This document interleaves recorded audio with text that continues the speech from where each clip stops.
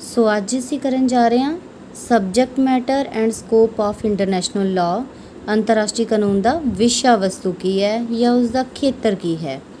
तो उसके खेतर की गल करन दे नाल ही सानू ये चीज़ पता चलती है कि इसका खेतर बहुत ज़्यादा व्यापक है। इसनूं लिविंग एंड एक्सपैंडिंग कोड का नाम जिहड़ा है वो दिता जाता है, कारण कि इसका खेतर टिल डेट वधदा ही जा रहा है। तो फस्ट ऑफ ऑल इस दे खेतर दे विच पहली चीज़ जिहड़ी डिस्कस की जाती है, यूनिट्स आर सॉवरन स्टेट्स। अंतरराष्ट्रीय कानून का पहला विषय वस्तु की है, सार्वभौमिक राज। सॉवरन स्टेट्स नूं अंतरराष्ट्रीय कानून का विषय वस्तु मन्निया जाता है। तो सैकेंड पॉइंट है कि इंटरनेशनल लॉ के अकॉर्डिंगली स्टेट की डेफिनेशन किहड़ी है। तो स्टेट है कि स्टेट दी डेफिनेशनस की होंदियां ने, उसी बहुत पढ़िया, but according to international law state की डेफिनेशन की है वो सानू ऑस्टिन ने दिती है। ऑस्टिन की कहता है कि राज की सार्वभौम सत्ता अंदरूनी ते बाहरी रूप नाल अनियंत्रित होंदी है। तो ये उसने स्टेट की डेफिनेशन दिती है।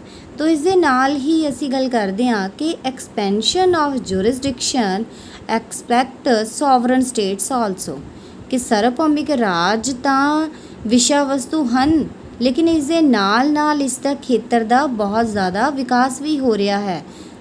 लाइन थानू दिखाई दे रही है कि सार्वभौमिक राज्यों तो इलावा भी कुछ चीज़ां ने, कुछ इलाके ने जिन्होंने असी इंटरनेशनल लॉ का सबजैक्ट मैटर कह सकते हैं। वो किहड़े ने? कुछ उपनिवेश हो सकते हैं जिन्हां दी असी गल करते हैं कि दूजे राज्यां ने उन्होंने अपने उपनिवेश बनाया गया हुंदा है। सहराज हो सकते हैं। सहराज दूसरे देश की कोऑपरेशन नाल चलण वाले। संरक्षक प्रदेश भी उही हुंदे ने जिहड़े दूसरे देशों के संरक्षण दे विच हुंदे ने। दूसरे देश उन्हां राज्यां दी फॉरेन पॉलिसी नूं प्रभावित करते हैं। तो ये पात्र ने या एक्टर ने जिहड़े सार्वभौमिक राज्यों तो इलावा अंतरराष्ट्रीय कानून का विषय वस्तु मन्ने जाते हैं। इस तो इलावा असी अगे वधदे हाँ तो सानू क्लीयर हुंदा है कि international institutions and international organisations नूं भी अंतरराष्ट्रीय कानून का विषय वस्तु मन्निया जाता है। लाइक यूनाइटेड नेशन, यूरोपी साझा बाजार, राष्ट्रमंडल हो गया, अरब लीग हो गया। तुसी होर भी बहुत सारे इंटरनेशनल ऑर्गेनाइजेशन के नाम लै सकते हो। इन्हों भी असी इंटरनेशनल लॉ का सबजैक्ट मैटर या स्कोप मानते हैं। इस तो इलावा असी देखते हैं कि recognition to the equality of state, कि कोई भी राज चाहे वह वड्डा है अमेरिका की तरह, इंग्लैंड की तरह या रूस की तरह, या फिर कुछ छोटे छोटे राज चिली, पेरू या साइप्रस वर्गे हो सकते हैं, इन्हां सारे राज्यों को इक्वलिटी प्रदान की जाती है अकॉर्डिंग टू इंटरनेशनल लॉ। इस तो बाद गल करिए वेरीबिलिटी ऑफ इंटरनेशनल लॉ की, कि अंतरराष्ट्रीय कानून दे विच परिवर्तनशीलता बनी रहिंदी है। क्यों बनी रहिंदी है? क्योंकि टाइम एंड सिचुएशन के अकॉर्डिंगली कुछ राज मेन एक्टर ने इंटरनेशनल लॉ का। कुछ राज अपना अस्तित्व अपना व्यक्तित्व, अपनी पहचान गवा देंदे ने इंटरनेशनल प्लेटफॉर्म तो, कुछ नवे प्राप्त कर लेंदे ने। या इस तरह भी कहा जा सकता कि जिवें सोवियत संघ टुटिया सी तो सोवियत संघ ने अपना अस्तित्व गवा दिता सी इंटरनेशनल प्लेटफॉर्म तो, एंड उहदी जगह ते 15 नवे स्वतंत्र राज बने सी। तो इन्हां राज्यां नूं इंटरनेशनल लॉ दे विच मान्यता दित्ती गई सी। तो दोनों तरीक़ों के नाल चाहे राष्ट्र नवे क्रिएट होंदे ने या कुछ राष्ट्र खत्म हो जाते हैं, उन्हां दा भी अंतरराष्ट्रीय कानून की परिवर्तनशीलता ते प्रभाव पैंदा है। डिवेलपमेंट इन इंटरनेशनल लॉ, अंतरराष्ट्रीय कानून का विकास होंदा जा रहा है। वो इस पॉइंट तो भी क्लीयर हो गया किवें सारे राज एक दूसरे के नेड़े आ रहे हैं। एक ग्लोबल विलेज जिहड़ा है पूरी की पूरी दुनिया बन चुकी है। और इंटरनेशनल लॉ मेनली किस चीज़ नूं डील करता है? राष्ट्रां नूं, राज्यां नूं। तो राज्यां दे विच जिहड़ी ये निकटता आई है, इसने अंतरराष्ट्रीय कानून का भी विकास किया है। अंतरराष्ट्रीय कानून के विषय वस्तु दे विच विविधता आ गई है, वेरीबिलिटी आ गई है। इसका सबजैक्ट मैटर जिहड़ा है बहुत ज़्यादा व्यापक होंदा जा रहा है। तो बहुत सारे विद्वानां ने, लाइक ग्रोशियस है, उसने अंतरराष्ट्रीय कानूनों नूं युद्ध ते शांति के कानून 2 हिस्सों च वंडिया है। प्रोफैसर ओपनहेम भी कहते हैं अपनी बुक दे विच इंटरनेशनल लॉ दे विच कि अंतरराष्ट्रीय कानून नूं असी क्लासीफाई कर सकते हैं 2 पार्ट्स दे विच। युद्ध के कानून ते शांति के कानून। तो नीचे युद्ध के कानून ते शांति के कानूनों नूं असीं विस्तारपूर्वक देखांगे। तो इस तो इलावा तुसी देख सकते हो कि एक लिस्ट थानू दिखाई दे रही है इंटरनेशनल लॉ के सबजैक्ट मैटर की। ये लिस्ट है जी अंतरराष्ट्रीय विधि आयोग की सूची के अकॉर्डिंगली, इंटरनेशनल लॉ कमीशन के अकॉर्डिंग ये सबजैक्ट जोड़े आ शो किए गए। ये वो सबजैक्ट ने जोड़े तुहाडे सिलेबस का हिस्सा ने। For example subject of international law states, तो स्टेट्स नूं सबजैक्ट मैटर मन्निया गया है। फिर सोर्सिस ऑफ इंटरनेशनल लॉ या obligations of international law in the law of states, states दे नाल रिलेटेड किहड़े लॉज ने, rights and duties of states and दियां राइट्स और ड्यूटीज़ किहड़ियां हो सकदियां वख-वख स्टेट्स दियां, या फिर recognition of states and government, राज्यां नूं किवें मान्यता दित्ती जांदी है, नवें उभरन वाले राज्यां नूं सक्सैशन ऑफ स्टेट एंड गवर्नमेंट कि राज के उत्तराधिकार किहड़े हो सकते आ। राज एक पुराना राज खत्म होंदा है, उहदा उत्तराधिकारी नवा राज बनता है, उहदे किहड़े रूल्स हो सकते आ। डोमैसटिक जोरिडिक्शन की हो सकता किसी राज का, घरेलू अधिकार खेतर असी दावा करते हैं कि आ इंडिया है, इंडिया के अंडर आने वाली हर एक चीज़ इंडिया की है। तो वो किहड़ी चीज़ है डोमैसटिक जोरिडिक्शन दे विच लैना असी उसनूं।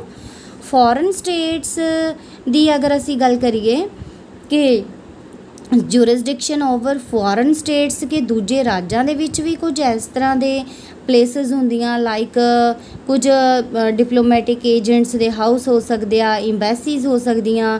बेशक इंडिया का एक अगर कहिए कि समुद्री जहाज़ अमेरिका के एरिया दे विच खड़ा है, बट उसनूं भी असी इंडिया का जुरिसडिक्शन ही मन्नांगे। तो फॉरन स्टेट्स दे विच जुरिसडिक्शन कित्थे हो सकता, इससे चर्चा, इसदे कानून।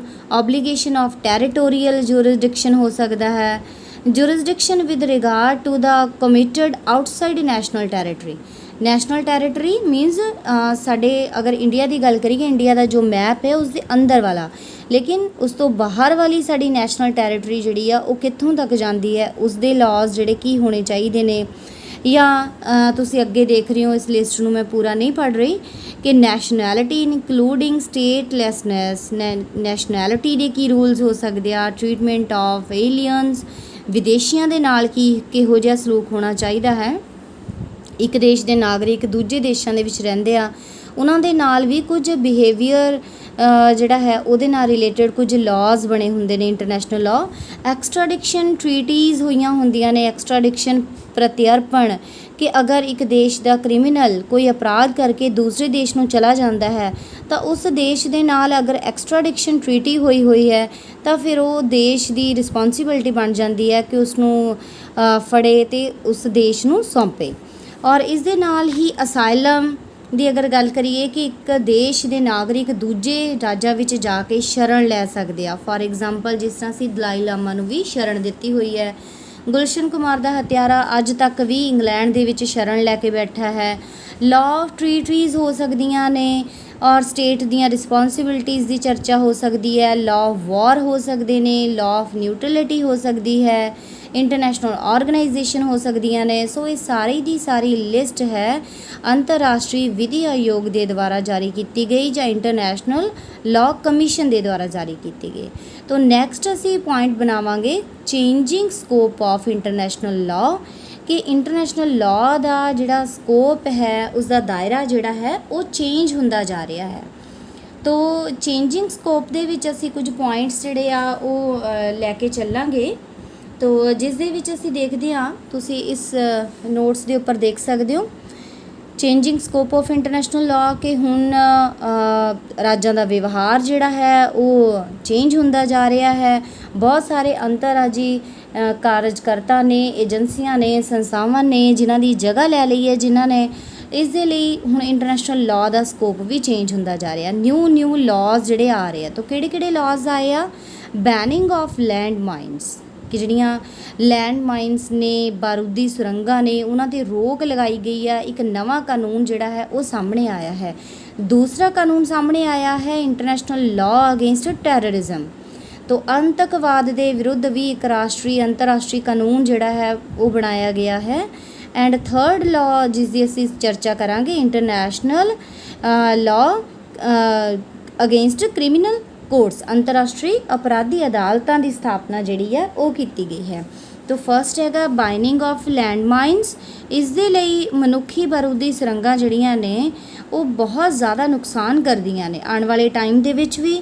ਤੋ ਇਸ ਦੇ ਲਈ ਇਹਨਾਂ ਦੇ ਉੱਪਰ ਪੂਰੀ ਤਰ੍ਹਾਂ ਪ੍ਰਤੀਬੰਧ ਲਗਾਉਣ ਦੇ ਲਈ ਓਟਾਵਾ ਦੇ ਵਿੱਚ 120 ਦੇਸ਼ਾਂ ਨੇ ਇੱਕ ਸੰਧੀ ਕੀਤੀ। ਉਸ ਸੰਧੀ ਦੇ ਉੱਪਰ ਸਾਈਨ ਹੋਏ, 40 ਦੇਸ਼ਾਂ ਨੇ 40 ਦੇਸ਼ਾਂ ਨੇ ਉਸ ਨੂੰ ਮਨਜ਼ੂਰੀ ਦਿੱਤੀ ਅਤੇ ਉਸ ਤੋਂ ਬਾਅਦ ਉਹ ਲਾਗੂ ਹੋ ਗਏ। ਇੱਥੇ ਇਹ ਦੱਸ ਦੇਣਾ ਜ਼ਰੂਰੀ ਹੋਏਗਾ ਕਿ ਚੀਨ ਨੇ ਇਸ ਦੇ ਉੱਪਰ ਸਾਈਨ ਨਹੀਂ ਕੀਤੇ ਸੀਗੇ। ਤੋ ਇਸ ਤੋਂ ਇਲਾਵਾ law of international law against terrorism ਦੀ ਗੱਲ ਕਰੀਏ ਤਾਂ ਆਤੰਕਵਾਦ ਦੇ ਵਿਰੁੱਧ ਜਿਹੜਾ ਕਾਨੂੰਨ ਬਣਿਆ ਹੋਇਆ ਹੈ 12 ਜਨਵਰੀ 1999 ਨੂੰ ਜਿਹੜੀਆਂ ਇੰਨੀਆਂ ਸਾਰੀਆਂ ਗਤੀਵਿਧੀਆਂ ਹੋ ਰਹੀਆਂ ਸੀ ਆਤੰਕਵਾਦੀਆਂ ਦੇ ਦੁਆਰਾ, ਉਹਨਾਂ ਦੇ ਅਗੇਂਸਟ ਇੱਕ ਸੰਧੀ ਜਿਹੜੀ ਹੈ ਉਹ ਕੀਤੀ ਗਈ, ਜਿਹੜੀ 31 ਦਸੰਬਰ ਨੂੰ ਦੂਸਰੇ ਦੇਸ਼ਾਂ ਨੂੰ ਵੀ ਸਾਈਨ ਕਰਨ ਦੇ ਲਈ ਇੱਕ ਡੇਟ ਫਿਕਸ ਕੀਤੀ ਗਈ ਕਿ 31 ਦਸੰਬਰ 1999 ਤੱਕ ਦੂਸਰੇ ਦੇਸ਼ ਵੀ ਉਸ ਦੇ ਉੱਪਰ ਸਾਈਨ ਕਰ ਦੇਣ।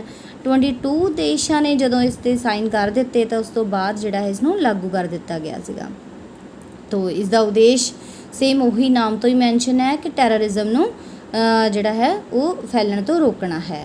ਔਰ attentive steps towards global governance. Global governance ਇੱਕ ਵਿਸ਼ਵ ਲੈਵਲ 'ਤੇ ਸਰਕਾਰ ਦੀ ਸਥਾਪਨਾ ਕਰਨਾ, ਇਸਟੈਬਲਿਸ਼ਮੈਂਟ ਆਫ ਇੰਟਰਨੈਸ਼ਨਲ ਕ੍ਰਿਮੀਨਲ ਕੋਰਟ, ਅੰਤਰਰਾਸ਼ਟਰੀ ਲੈਵਲ 'ਤੇ ਇੱਕ ਇੰਟਰਨੈਸ਼ਨਲ ਲੈਵਲ 'ਤੇ ਇੱਕ ਕ੍ਰਿਮੀਨਲ ਕੋਰਟ ਦੀ ਸਥਾਪਨਾ ਕਰਨਾ ਤਾਂ ਕਿ ਜਿਹੜੇ ਅੰਤਰਰਾਸ਼ਟਰੀ ਅਪਰਾਧੀ ਨੇ, ਅੰਤਰਰਾਸ਼ਟਰੀ ਅਪਰਾਧੀ ਜਿਹੜੇ ਇੰਟਰਨੈਸ਼ਨਲ ਲਾਅ ਨੂੰ ਤੋੜਨ ਵਾਲੇ ਨੇ, ਉਹਨਾਂ ਨੂੰ ਸਜ਼ਾਵਾਂ ਵੀ ਦਿੱਤੀਆਂ ਜਾ ਸਕਣ।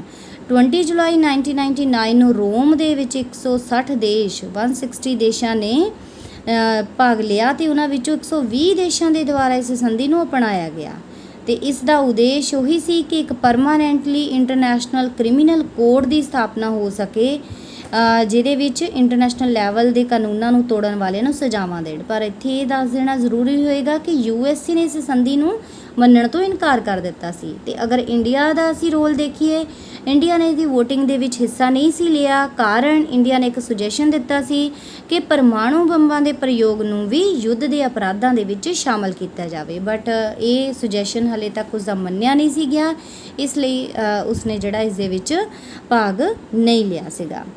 ਤੋ ਇੰਟਰਨੈਸ਼ਨਲ ਲਾਅ ਦਾ ਜਦੋਂ ਅਸੀਂ ਸਕੋਪ ਦੇਖਦੇ ਹਾਂ ਤਾਂ ਸਾਨੂੰ ਲੱਗਦਾ ਹੈ ਕਿ ਇੰਟਰਨੈਸ਼ਨਲ ਲਾਅ ਦਾ ਸਬਜੈਕਟ ਮੈਟਰ ਜਿਹੜਾ ਬਹੁਤ ਜ਼ਿਆਦਾ ਵਿਆਪਕ ਹੈ। ਇੱਕ ਕੁਐਸਚਨ ਵੀ ਅਰਾਈਜ਼ ਹੁੰਦਾ ਹੈ ਕਿ ਇੰਡੀਵਿਜੂਅਲਸ ਆਰ ਦਾ subject matter of international law. ਤੋ ਇਸ ਨੂੰ ਕੁਐਸਚਨ ਮਾਰਕ ਦੇ ਫਾਰਮ ਦੇ ਵਿੱਚ ਵੀ ਕਰ ਸਕਦੇ ਹਾਂ ਕਿ ਇੰਟਰਨੈਸ਼ਨਲ ਲਾਅ ਦਾ ਸਬਜੈਕਟ ਮੈਟਰ ਵਿਅਕਤੀ ਹੈ ਜਾਂ ਨਹੀਂ। ਅਗਰ ਅਸੀਂ ਟ੍ਰੈਡੀਸ਼ਨਲ ਕਾਨੂੰਨ ਸ਼ਾਸਤਰੀਆਂ ਦੇ ਅਕੋਰਡਿੰਗ ਦੇਖੀਏ ਤਾਂ ਬਹੁਤ ਸਾਰੇ ਇਹ ਮੰਨਦੇ ਆ ਕਿ ਰਾਜ ਹੀ, ਸੋਵਰਨ ਸਟੇਟਸ ਹੀ, ਪ੍ਰਭੂ ਸੱਤਾ ਸੰਪੰਨ ਰਾਜ ਹੀ ਇੰਟਰਨੈਸ਼ਨਲ ਲਾਅ ਦੇ ਐਕਟਰ ਹੁੰਦੇ ਨੇ, ਕਾਰਜਕਰਤਾ ਹੁੰਦੇ ਨੇ, ਵਿਅਕਤੀ ਨਹੀਂ। ਬਟ ਜਦੋਂ ਅਸੀਂ ਆਧੁਨਿਕ ਵਿਦਵਾਨਾਂ ਦੇ ਵਿਚਾਰ ਦੇਖਦੇ ਹਾਂ ਤਾਂ ਉਹਨਾਂ ਦੇ ਅਕੋਰਡਿੰਗ ਇਹ ਕਿਹਾ ਜਾਂਦਾ ਹੈ ਕਿ ਇੰਟਰਨੈਸ਼ਨਲ ਲਾਅ ਦੇ ਕਾਰਜਕਰਤਾ ਬੇਸ਼ੱਕ ਸੋਵਰਨ ਸਟੇਟਸ ਨੇ, ਬਟ ਸੋਵਰਨ ਸਟੇਟਸ ਵੀ ਵਿਅਕਤੀ ਇੰਡੀਵਿਜੂਅਲਸ ਨੂੰ ਡੀਲ ਕਰਦੇ ਨੇ। ਇਸ ਲਈ ਅੰਤਰਰਾਸ਼ਟਰੀ ਲੈਵਲ 'ਤੇ ਰਾਜ ਤਾਂ ਸਿਰਫ ਏਜੰਟ ਨੇ। और उद्देश्य की है फिर इंटरनेशनल लॉ का उद्देश्य की है व्यक्ति। तो व्यक्ति इंटरनेशनल लॉ का सब्जेक्ट मैटर है, ये असी सिद्ध कर दिता है। तो एक चीज़ मैं होर दिखाना चाहती सी कि जेडे असी 2 पार्ट्स बनाए आ कि इंटरनेशनल लॉ दी डिफाइन किया वख-वख विद्वानां ने, ग्रोशियस ने, ओपनहेम ने। तो इसनों असी थोड़ा ईजीली पढ़न दे लई 3 कैटेगरीज दे विच डिफाइन किया है, law of peace, law of war and law of neutrality. 3 points जिहड़े बनाए आ। पहले पॉइंट के under law of peace means शांति के समय दे आ वख-वख कानून हो सकते हैं। तो इन्हों मैं 1-2 बार तुहानूं दस भी दिता है। तो अंतरराष्ट्रीय समुदाय की संरचना ते प्रक्रिया नूं नियमित करने वाले कानून आ सकते हैं इस लिस्ट दे विच। इस तो इलावा राज्यों के आपसी संबंधों नूं नियमित करने वाले कानून इस लिस्ट विच असी डिस्कस कर सकते हैं। लॉ ऑफ पीस दे विच अंतरराष्ट्रीय ਗਰੰਟੀਆਂ ਦੁਆਰਾ ਮਨੁੱਖੀ ਅਧਿਕਾਰਾਂ ਦੀ ਰਾਖੀ ਕੀਤੀ ਜਾਂਦੀ ਹੈ, ਇਹ ਵਾਲੇ ਕਾਨੂੰਨਾਂ ਦਾ ਜ਼ਿਕਰ ਆ ਸਕਦਾ ਹੈ। ਕੁਝ ਵਿਸ਼ਿਸ਼ਟ ਅੰਤਰਰਾਸ਼ਟਰੀ ਚਰਿੱਤਰ ਦੇ ਸੰਪत्ति ਅਧਿਕਾਰ ਜਿਨ੍ਹਾਂ ਵਿੱਚ ਕਾਪੀਰਾਈਟ ਵੀ ਸ਼ਾਮਲ ਹੈ, ਉਸ ਨੂੰ ਅਸੀਂ ਡਿਸਕਸ ਕਰ ਸਕਦੇ ਹਾਂ। ਔਰ ਇਸੇ ਤਰ੍ਹਾਂ ਅਗਰ ਮੈਂ ਪੂਰਾ ਨਾ ਪੜ੍ਹਾਂ ਅੱਗੇ ਚੱਲਾਂ ਤਾਂ ਕਾਨੂੰਨ ਦੇ ਝਗੜਿਆਂ ਨੂੰ ਨਿਯਮਿਤ ਕਰਨ ਵਾਲੇ ਕਾਨੂੰਨ ਆ ਸਕਦੇ ਨੇ, ਸੰਧੀਆਂ ਦੇ ਕਾਨੂੰਨ ਜਿਹੜੇ ਆ ਉਹ ਅਸੀਂ ਚਰਚਾ 'ਚ ਲੈ ਕੇ ਆ ਸਕਦੇ ਹਾਂ, ਔਰ ਰਾਜਾਂ ਦੇ ਅਧਿਕਾਰ ਖੇਤਰ ਨੂੰ ਨਿਯਮਿਤ ਕਰਨ ਵਾਲੇ ਕਾਨੂੰਨ ਜਿਹੜੇ ਆ ਉਹ ਇਸ ਦੇ ਅੰਡਰ ਆ ਸਕਦੇ ਨੇ। ਇਹ ਲਾਅ ਆਫ ਪੀਸ ਨੇ। ਐਂਡ ਲਾਅ ਆਫ ਵਾਰ ਨਾਮ ਤੋਂ ਹੀ ਪਤਾ ਹੈ, ਵਾਰ ਨਾਲ ਰਿਲੇਟਡ ਕਾਨੂੰਨ। ਵਾਰ ਕਿੰਨੇ ਤਰ੍ਹਾਂ ਦੀ ਹੋ ਸਕਦੀ ਹੈ? ਜਾਂ ਤਾਂ ਜ਼ਮੀਨੀ ਲੜਾਈ ਹੋਏਗੀ ਜਿਸ ਨੂੰ ਅਸੀਂ ਲੈਂਡ ਵਾਰਫੇਅਰ ਦਾ ਨਾਮ ਦਿੰਦੇ ਆ, ਜਾਂ ਫਿਰ ਹਵਾਈ ਯੁੱਧ ਹੋ ਸਕਦੇ ਆ, ਜਾਂ ਫਿਰ ਸਮੁੰਦਰੀ ਯੁੱਧ ਹੋ ਸਕਦੇ ਆ। ਤਿੰਨੋਂ ਦਿਸ਼ਾਵਾਂ 'ਚ ਯੁੱਧ ਹੋ ਸਕਦੇ ਆ। ਚੌਥੇ ਤਰੀਕਾ ਤਾਂ ਮੈਨੂੰ ਪਤਾ ਨਹੀਂ ਹੈ ਕਿਹੜਾ ਹੋ ਸਕਦਾ, ਜਾਂ ਤਾਂ ਜ਼ਮੀਨ ਜਾਂ ਹਵਾ ਜਾਂ ਸਮੁੰਦਰ 'ਚ ਯੁੱਧ ਹੋ ਸਕਦੇ ਆ। ਤਾਂ ਇਹਨਾਂ ਤਿੰਨਾਂ ਨਾਲ ਰਿਲੇਟਡ ਬਹੁਤ ਸਾਰੇ ਲਾਜ਼ ਬਣੇ ਹੋਏ ਆ। ਇੱਕ ਪੂਰਾ ਚੈਪਟਰ ਹੈ ਜਿਸ ਨੂੰ ਅਸੀਂ ਡਿਸਕਸ ਕਰਾਂਗੇ। ਲੜਾਈ ਦੇ ਸਮੇਂ ਜਿਹੜੇ ਕੈਦੀ ਬਣਾਏ ਗਏ ਹੁੰਦੇ ਆ ਉਹਨਾਂ ਨਾਲ ਕਿਹੋ ਜਿਹਾ ਵਿਵਹਾਰ ਹੋਣਾ ਚਾਹੀਦਾ। ਜਦੋਂ ਵਾਰ ਦੇ ਟਾਈਮ ਦੇ ਵਿੱਚ ਦੁਸ਼ਮਣ ਦੀ ਸੰਪત્ਤੀ ਇੱਕ ਦੇਸ਼ ਦੇ ਹੱਥ ਲੱਗ ਜਾਂਦੀ ਹੈ ਤਾਂ ਉਸ ਸੰਪત્ਤੀ ਨਾਲ ਕੀ ਕਰਨਾ ਚਾਹੀਦਾ ਹੈ। ਜਾਂ ਯੁੱਧ ਦੇ ਸਮੇਂ ਦੇ ਵਿੱਚ ਵਰਜਿਤ ਮਾਲ, ਵਰਜਿਤ ਹੁੰਦਾ ਕੰਟਰਾਬੈਂਡ, ਕਿ ਦੋ ਦੇਸ਼ਾਂ 'ਚ ਅਗਰ ਯੁੱਧ ਹੋ ਰਿਹਾ ਤਾਂ ਇੰਟਰਨੈਸ਼ਨਲ ਪਲੇਟਫਾਰਮ 'ਤੇ ਕੁਝ ਸਮਾਨ ਇਸ ਤਰ੍ਹਾਂ ਦਾ ਹੋ ਸਕਦਾ ਹੈ ਜਿਸ ਨੂੰ ਲਿਜਾਣ 'ਤੇ ਲੈ ਕੇ ਆਉਣ 'ਤੇ ਪਾਬੰਦੀਆਂ ਲੱਗ ਸਕਣ।